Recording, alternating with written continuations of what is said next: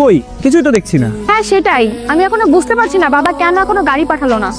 Madam আমি চলে আইছি, চলেন। চলেন মানে? কে তুই? ম্যাডাম আমার নাম কাসিম, আপনাকে বাড়িতে কাজ করি।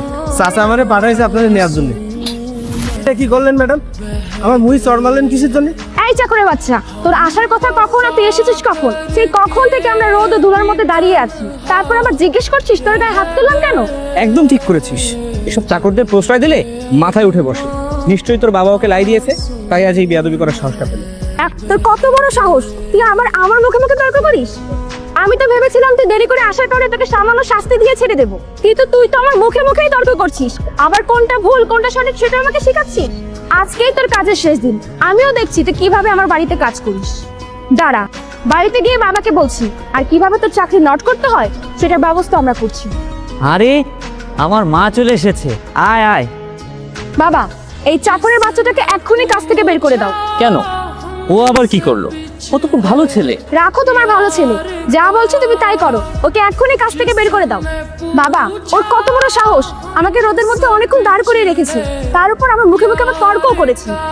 কি ব্যাপার কাশেম, তোর ম্যাডাম কি বলছে?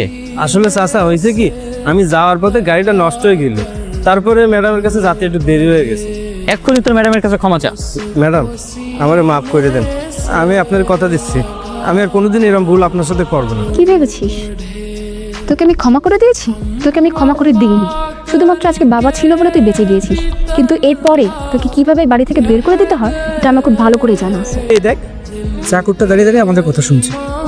এই, তুই ওখানে দাঁড়িয়ে দাঁড়িয়ে কি করছিস? তুই কি আমাদের কথা শুনছিস?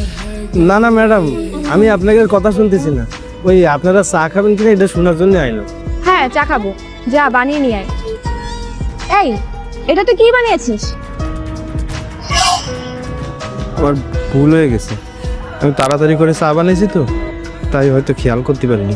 আপনি দেন, আমি আবার চা বানিয়ে নিয়ে আসতেছি আপনার জন্য।